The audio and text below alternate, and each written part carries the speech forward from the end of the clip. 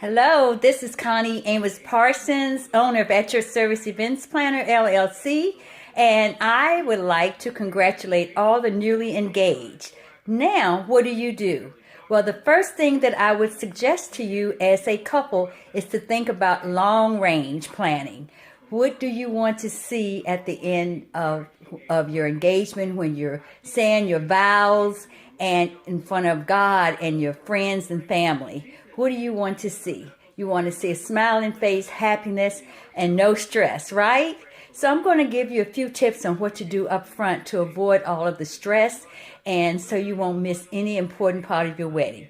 First of all, sit down together and plan your budget. What financial investment do you want to make in your wedding? And who is going to pay for what? Also, who's going to be responsible for the decision making about your wedding? The second thing that you should think of is, of course, the date, but also is it convenient for everyone and about the travel planning. The third thing that you want to do is think about your vendors and your venue.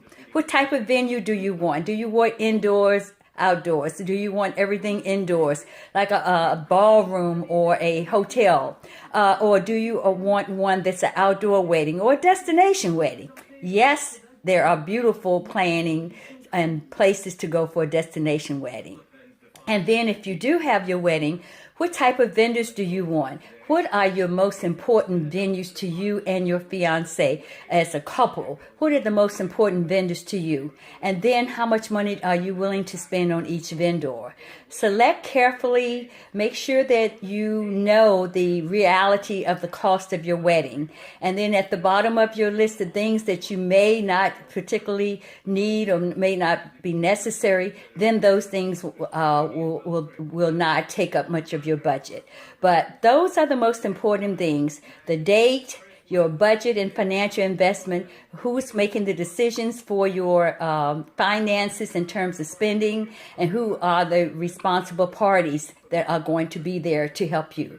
Also, I would be remiss if I didn't mention, think about your wedding planner. Yes, you might be a great person to plan it. You're very organized and you've done some weddings yourself, a few, but do you really want to do the rehearsal and the day of and do the queuing of the time and the timeline and all of the stress that's involved with it, that someone else can do it for you and it won't cost you that much money? Matter of fact, a wedding planner is an asset to you because less time that you're going to spend on the planning, someone to be a helping hand to you, someone who knows their job and what they're doing and have resources, and also someone who, no matter what happens, she or he will be there on the day of to handle all of your plans, timeline, and resources. And if there's an emergency, heaven forbid, or inclement weather, she or he is your go-to for a planner. So today that's all I'm going to do for today. Next week we'll talk about questions I have had from wedding professionals and wedding planners, and then we'll finish up with another segment on wedding planning.